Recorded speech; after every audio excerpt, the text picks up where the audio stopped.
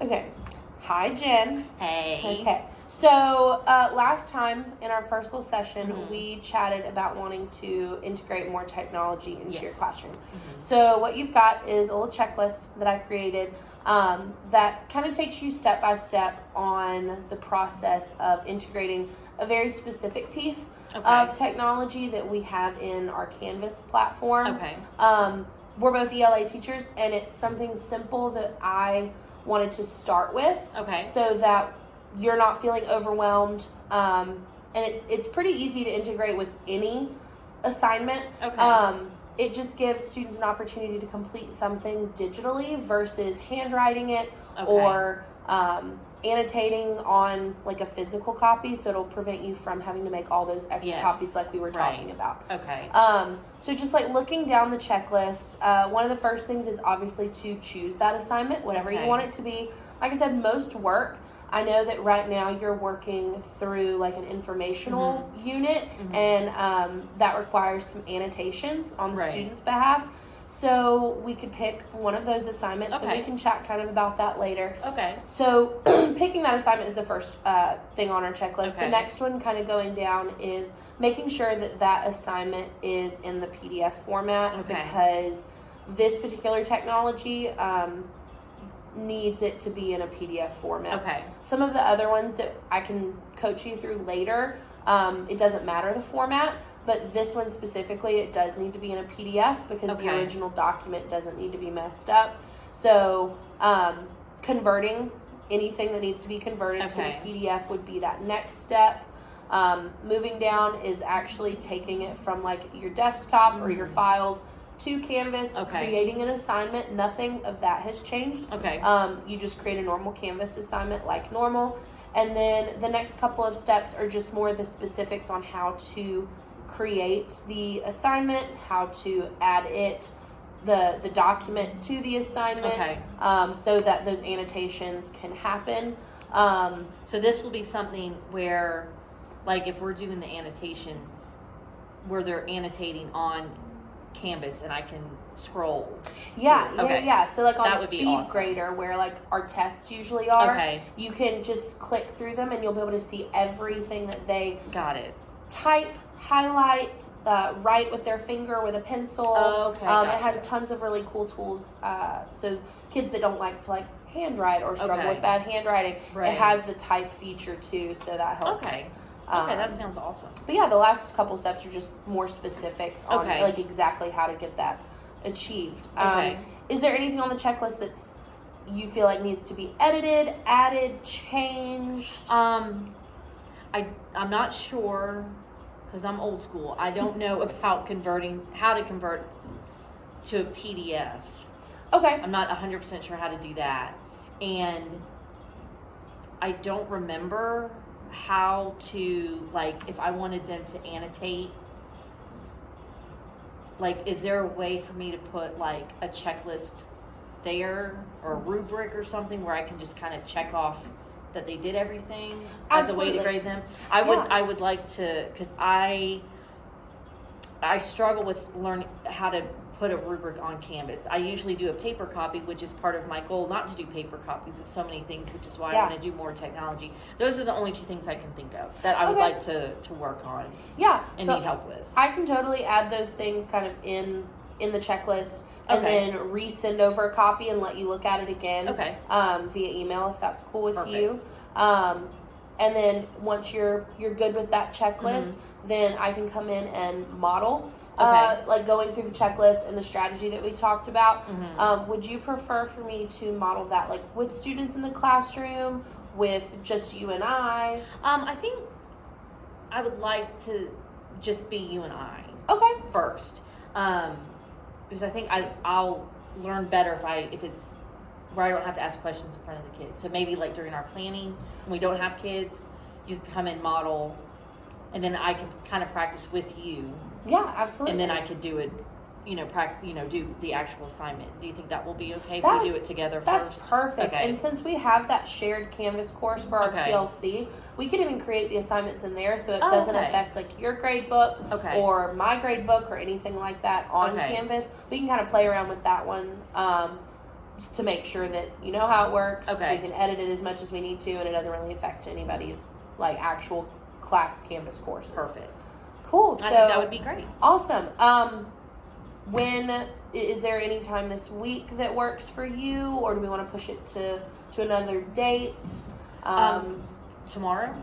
Yeah. You want to do it tomorrow? I can totally do it tomorrow. I'll have this new checklist sent over by this afternoon, let you look over it, and if there's any like major changes, then we can push the modeling if we need to. Okay. I'm going to model how to set up a very specific Canvas assignment based on kind of what we talked about. I know in your lit comp classes right now, you've been having to print out a bunch of stuff and students do it on paper. So in Canvas, we have this really cool integration where you can upload documents and have students like directly annotate digitally. So it's in our speed grader. You can grade it a lot faster. You don't have to waste all that paper. So I'm going to model how to set up one of those assignments.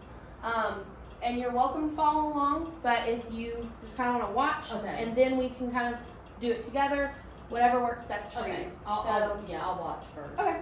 So you're going to go to any of your Canvas courses, and I just like to start an assignment and build an assignment, and then we can put it in the module or wherever you want to put it. You'll just click on that Create Assignment button, postpone that. I'm not going to worry about the assignment name or anything like that for right now. Typically right here is where I'll post directions. So I know in our last video when we met yesterday, you mentioned wanting to also make sure you can include a rubric or their directions on the assignment as well. So if the assignments aren't on the PDF or the document or the PowerPoint or whatever it is that you want them to annotate on, you can copy and paste anything here. So like if you have a Word document that you want to copy and paste from, so like this was my annotation checklist. It's in a Word document, and I didn't want to put it on the article that they're having to annotate. So you can copy and paste anything, if it will work. Come on. Oh well. You can copy and paste anything and put it, and it'll put it in the box. If you don't want to copy and paste, or the format's funky, you don't like the way it looks, you can also insert a document, and you can put that Word document in here so that when students pull it up or click on the document, it'll pull up so they click on the link and it takes them to the direction. Exactly. So you can do either. Yeah. That's cool. But to get them to actually have the annotations, you have to scroll down. You can set up, what assignment group, points, whatever you need to do here. The submission type is what the integration tool is. So if you click down, most of our grades we do on paper or online, or no submission if it's like a pre-test, whatever. But what you're going to click is online. And then you have all these little options of text entry, URL, media, student annotation, file upload. A lot of times we use file upload or even text entry sometimes. If you click on student annotation, it will prompt you to upload a file. So this is where you put the article that they're going to annotate. So I upload the article. Whatever you want to annotate. So like for this specific assignment, I have the rubric and then I have an article that they're going to go through and annotate. So I'll find whatever that article is. We go through all 1 million of my files. And I'm going to upload that, and it's there.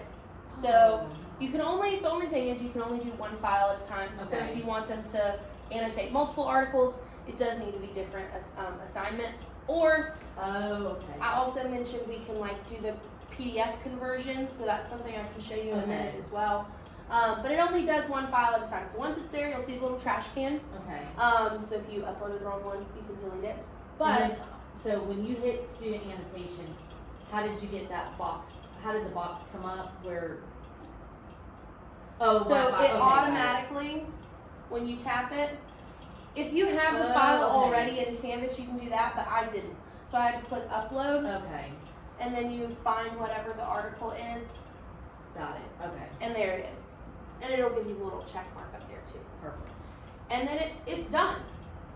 It's done. And that's all you have to do. So Wow. I'm gonna name this point of view task cards. It's not task cards. Yeah. But just for the point of this. Okay.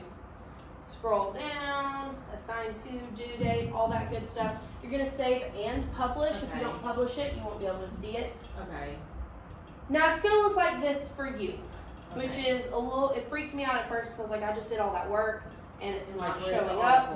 Where is it? Right. But because it says submitting a student annotation, Okay. that's like your clue. Okay, it's there. So when you go to student view, this is what theirs will look like. So when they pull it up, their directions or that rubric that you were talking about would go right here. So that box would be there? Yeah. Got it. Or that link to another document that has the instructions, whichever way you wanted to do it. Okay. But then they have this. Oh. And when they get here, they can make it full screen. So it's a lot bigger, easier to see. But a lot of kids like to keep it small so they can see the directions with it. When I do an assignment like this, I'll pull up the directions big on my board so that if they don't want to go back and forth, they have a big one up on my screen that they can reference. For the purpose of showing you, I'm going to make it big. Okay. There's tons of tools that they've got. So the first one is just like their mouse tool they can use to scroll. This one is just to make like little notes so they can pin something if it works. They've got a highlighter that they can highlight things with. Oh, cool. Okay. Again, the board's being funky. And my board is very... They can add text like a anywhere. Yeah, let me go over here and I'll go to my computer Okay. so you can see it a little bit better. Like in action.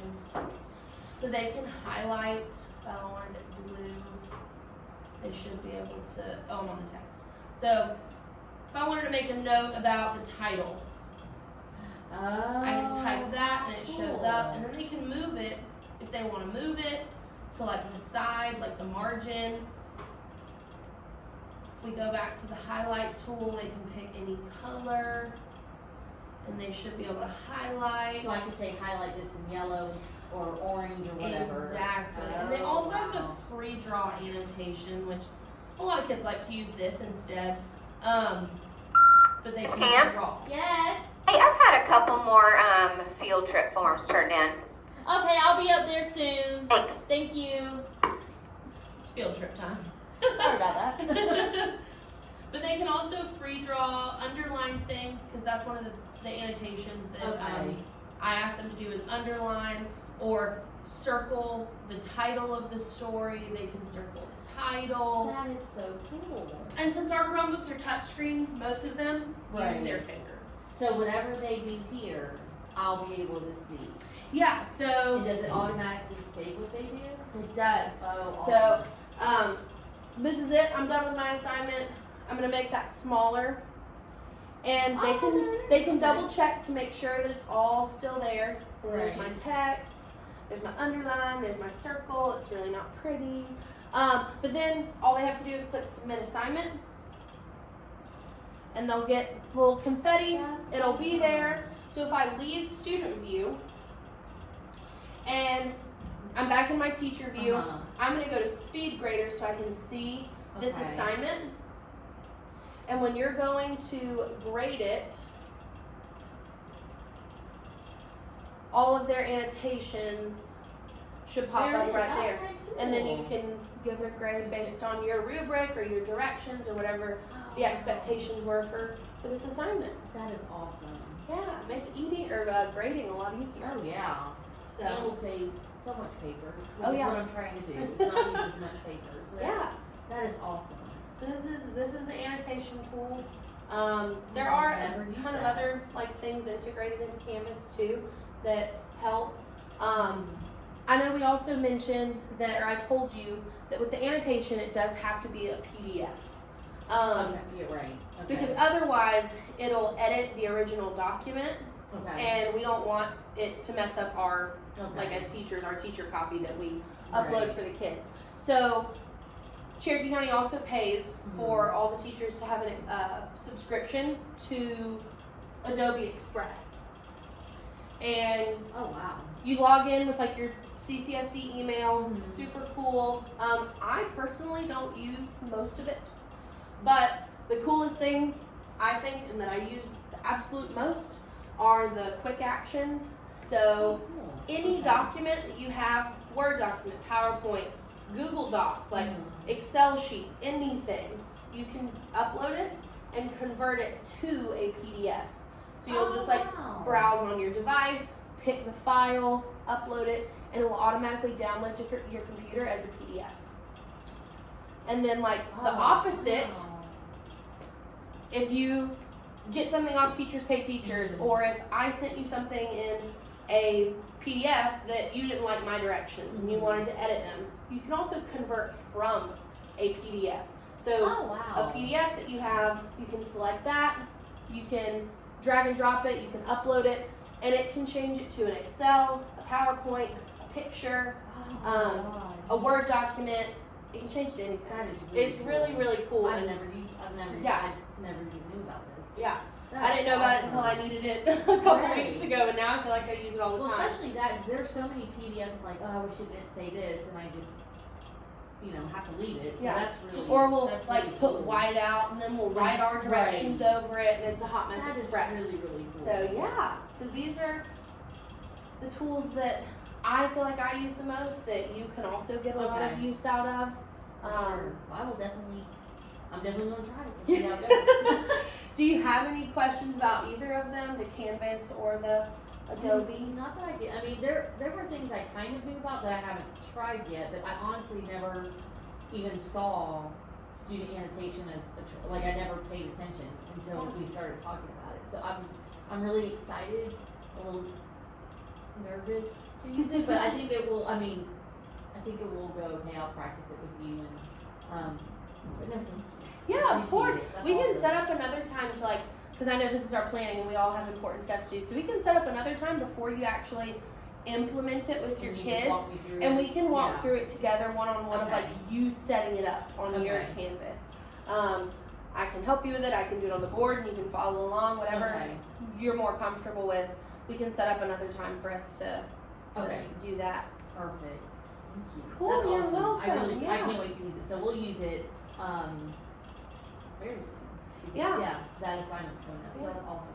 Cool, awesome. Well, I'm excited and I hope it goes well. I'm sure. My kids really like it. They like being on the computer more than they like yeah, doing and paper that's, assignments. That's my So goal, and I need it to helps. be less old school and more up to date with technology. It's just not my that's okay. that's not my strength. But thank you because you walked it through perfectly. So Awesome. that makes a lot of sense. Cool. And then we'll meet up and see how it goes.